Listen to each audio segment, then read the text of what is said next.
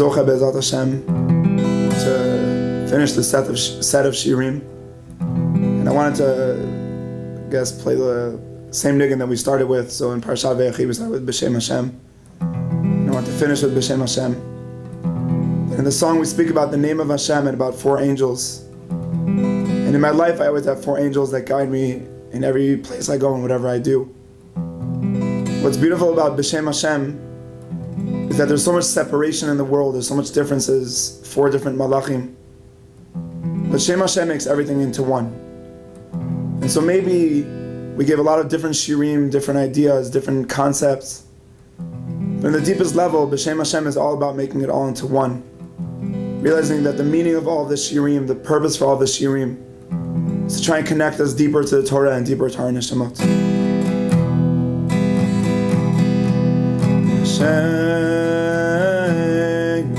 Hashem Elokei Yisrael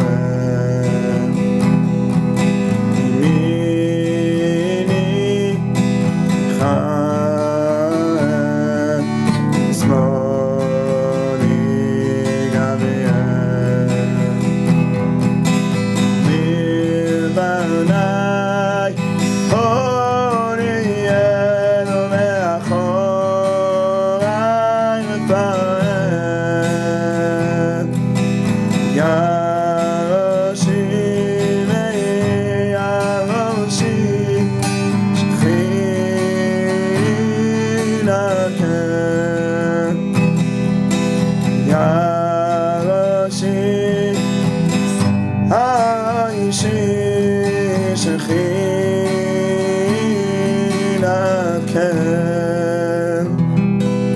Hashem, our last year together should be always the Refuat Moreinu V'Rabbeinu Harav Menachem Yoshua ben Rezel V'Choleh Harav Sivan ben Sima V'Cholah Shlomit bat Chaya B'toch Kol Sha'ar Cholei Yisrael. Parashat Sh'lach is most probably one of the most complex, complicated parsha that we could try and think about in the entire Torah. To understand a little bit of the difficulty of Parashat Sh'lach, we open up and we read the names of the Nisim. And we read every single name. And we say, they're Kri'ei Eidah. These are the Rebbes, these are the biggest masters of all of Jewish history. And the question is, how in the world did leaders like them go 180% switch totally what Hashem said and say, you know what, Hashem, you promised us the land. Thank you anyway. We want the desert. What's in the desert? What's so great about the desert compared to the land of Israel? The land that was promised by God. The land that Avram Avinu walked in. And this question is so deep because this past week I was zocher to go with my students in a tiul in Sefat, and we spoke about Rabbi Shimon Bar Yochai being in the Me'ara, in the cave, for for 12 years. And after 12 years going out to the world and burning everything he saw. And I tried to compare it to the Miraglim, to say that the cave in the desert are where we receive the Torah, and similar to the Miraglim that look at the lands and say we cannot enter into this physical land of Eretz Yisrael. So same too maybe with Rashbi. He couldn't leave the cave and go back to the world. And one of the students came up to me and he said, how could it be that Rabbi Shimon Bar Yochai, that the Miraglim didn't understand that simple idea of the importance of bringing the Torah into the land? What changed? You speak about it as it's so obvious, bringing the Torah into the world. So how did they make that mistake? How did the Miraglim say to Hashem, no? Where did it come from?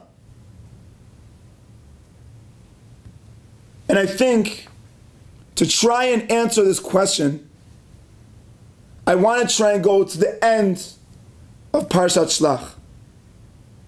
The ending of Parashat Sh'lach ends with the mitzvah of tzitzit. And the obvious question is, why is tzitzit where it is? To intensify the question, there are 3 mitzvot in Judaism that is something physical connected to something physical. One is tefillin. We put the tefillin on our bodies, on our sechel and on our heart. And we see the balance that we need to live in our lives between feeling and between intellect. And then we have a mezuzah that we put on the home. And we attach the mezuzah to our house. And we know the house, ishto zo beito. The wife of a person is the bait he lives in. And they're all in Parashat Shema together. And we would expect that tzitzit would be in the same parasha. Because the tzitzit is something physical connected to something physical. And suddenly we look in Parashat Shema. You can read it once, twice, 100 times. Tzitzit is not there. Tzitzit go to Parashat Sh'lach, to the Miraglim, and separate from tefillin and mezuzah. And I think this goes back to the creation of the world, that when man is created, he's created from Hashem, from the Ruach, and from the Adamah. That's tefillin. Tefillin relating to the 2 aspects of man. This need to live in a dialectical world of being so close to God, but being so connected to animals. And ideally, that's the way we're created. And ideally, the man has a wife, has a bait, which is the mezuzah. But one thing man does not have in the creation of the world is bgadim. There are no clothing. And only after they sin, they receive clothing. And the word clothing themselves come from the word betrayal. Because we know in Hebrew, beged is the same word as bagad, someone that went against God. And now we understand why the tzitzit are separated. Because the tzitzit come from the world of sin. God said to man, do not eat from the tree. We spit in Hashem's face. We know better. Hashem gives us clothes. He gives us a separation. We can't be so close anymore. And so if we go to the Miraglim, Hashem says to Am Yisrael, go into the land of Eretz Yisrael. And we look at God and we spit in his face and we say we don't want it. We want to stay in the desert. And the end of the parasha finishes with tzitzit. The tzitzit saying to Am Yisrael, same way in Gan Eden, that we didn't realize the ahava of Hashem, and we spit in Hashem's face, and then we needed the beged. The tzitzit after the miraglim is on that same level. The question is, what is it in the tzitzit that reveals the message that the miraglim did not understand? And so what's incredible in Parashat Tzitzit is that it's two parashot that are wrapped together in one parasha. And you could look in the parasha later on your own, on your Shabbat table, and see how there are two different sayings. Vayomer Hashem el Moshe, Daber el bnei Israel, ve'amarta elehem. Dibur and Amira. Ve'asu lahem tzitzit. That's the white, asiyah. Ve'natnu al tzitzit ha'kanaf tilchelet. And the action there is netina. So we have two actions, and we have two sayings, and we have two purposes. One is lo taturu, to separate you from bad, and the other is leman tizkiru. It's not to prevent you from bad, but it's to bring you to kedusha. And the end of the parasha, Ani Hashem Elokechem asher hotzeti etchem me'eretz Mitzrayim. Mitzrayim is the lowest. But then again we repeat, Ani Hashem Elokechem. And so the entire parasha is built on one level of Lavan and the other level of Tchelet. And so says the Sefat Emet, what do Lavan and Tchelet resemble? Be'inyan Lavan v'Tchelet hu b'chinat tehara v'kedusha. Says the Sefat Emet, why do we have white and blue? Explains the Sefat Emet, the white resembles tehara, and the tchelet resembles kedusha. Tehara has an opposite, and the opposite of tehara is tum'ah. Meaning the white is dealing with the sin. The white is dealing with the tum'ah. The white is saying we spit in Hashem's face. We left the land. But does it end there? No. It doesn't just end with anger, with dealing with tum'ah v'tahara. There's also tchelet. There's also kedusha. And says the Sefat Emet, ki atchelet b'chinat kedusha v'hu me'ein atzitz shel kohen gadol dichtiv alav kodesh laHashem. What the Sefat Emet says is so deep. He says the tchelet and the tzitzit are similar to the tzitz on the Kohen Gadol. And what does it say on the tzitz? Kodesh laHashem. The Kodesh belongs to God. What does that mean? It means that although we fell, that does not mean the Kedusha has left. Any parent knows that it doesn't matter what mistake our child made. We're still there to be the Kedusha in their lives. We're still there to be their people that believe in them, that love them, that care for them.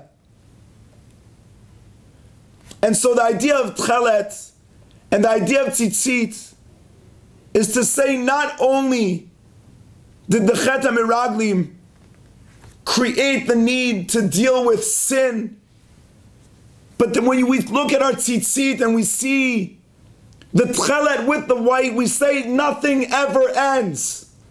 The message of the Tzitzit, when we look at the Tchelet, read Temoto, what do we see?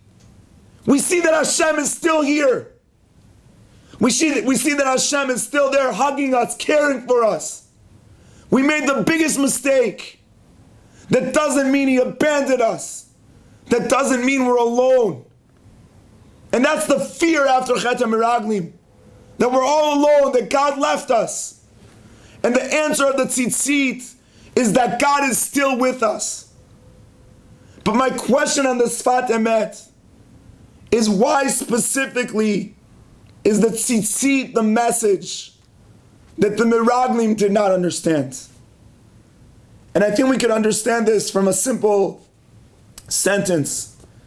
In the Gemara in Masechet Menachot, Daf Mem Gimel Amud Bet, Reb Yair asks, "Ma nishtanat tchelet mikol minei tziv'onim?"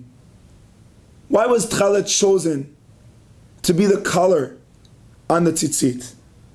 Mipnei she'atchelet domeh liyam, v'yam domeh larakia, v'rakia lekisei hakavod. Says Reb Yair, why was tchelet chosen to be the color of the tzitzit? Answers Reb Yair, the tchelet is similar to the sea, and the sea is similar to the sky, and the sky is similar to Hashem Himself. But the question that I have on this Gemara is, what does Reb Yair want to say? Reb Yair wants to say that the tchelet is God. So say tchelet domeh la Hashem. What do you need to play this game of tchelet domeh la yam, yam la rakia, rakia kisei hakavod? Just say it. But Reb Yair is giving the biggest message. And Reb Yair is saying, is tchelet domeh la yam, yam domeh la rakia. What is the relation between the yam and the rakia? Is that the shamayim, the godliness, comes into the world. That is Hashem. The message of the tchelet is against the Meraglim. The Meraglim thought Hashem is in the midbar. They were holy people. And they learned Hashem's Torah, and they knew Hashem's Torah. But they took the Torah and they said, it cannot come down to a physical life. It cannot be part of my everyday actions. Rabbi Meir says, why is tchelet chosen? Because the tchelet teaches you that Hashem is not in the shamayim. Hashem is in the Eretz. Eretz Yisrael is not the midbar. Eretz Yisrael is not a place where God guides you. And how many of us, we walk in the land of Israel and we're so lost. Where is God? How could I see Him? The answer is you can't, and that is the purpose. The meaning of the land of Eretz Yisrael is that Hashem teaches you that the Torah cannot be lived separated from the land. And that is the message that tzitzit is saying to the Meraglim. The two messages that tzitzit are teaching us is, firstly, not to give up. We're never alone. We're never abandoned by Hashem, no matter how many mistakes we make.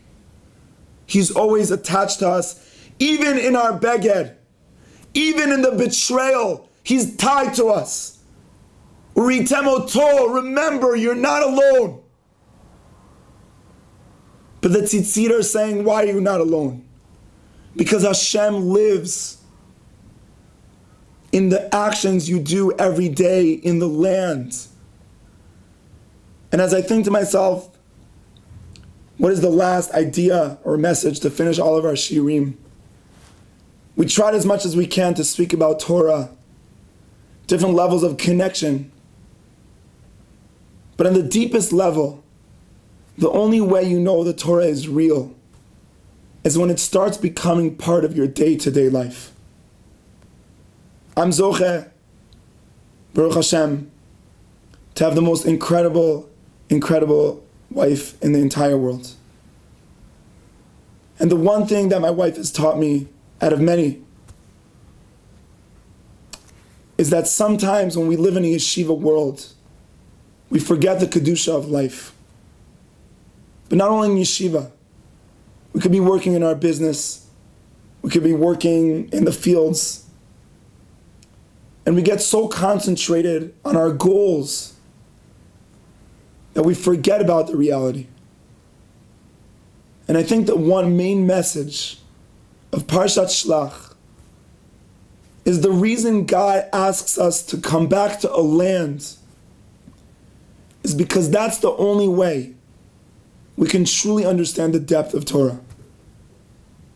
The depth of Torah is that it can be in every action we do. And it could guide us in every decision we make. And as I walk out of Otniel after 10 years, out of a Beit Midrash that had received so much Torah, the one thing that stands in my eyes the most are the windows of the Beit Midrash. And the windows of the Beit Midrash call out to every single one of us that are learning in the Beit Midrash and ask, is the Torah in the midbar, or do you see the land? And Reb Shlomo would always say, my biggest bracha is that every person should have a window to Yerushalayim. That we all should have a window that realizes that we have to build ourselves, but not for ourselves. We build ourselves so that we could have eyes, like Mori Rabbi Reb Shlomo, that saw every tear, that saw every pain in the world, and brought the Torah to the lands. And so my bracha to finish our shiurim, that we should all be zocheh to connect the Torah on the deepest level, but to realize that our measurement to know if the Torah is real is if it connects us to our families, connects us to our brothers and sisters, connects us to Am Yisrael, and Be'ezrat Hashem connects all of us back to Eretz Yisrael and back to the Torah that comes into the world.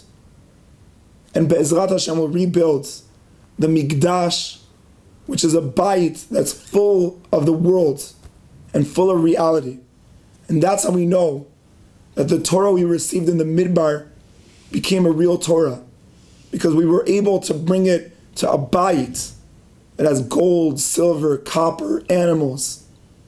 Everything in the world comes into the Mishkan, and says that for you to realize that the Torah of Har Sinai in the Midbar was real, was that you as a person brought that Torah from the Midbar into the land, and brought that land to the highest level of the Mikdash. Thank you all for learning together. We should be zocheh to dance in Beit HaMikdash with all of Am Yisrael. Shabbat Shalom.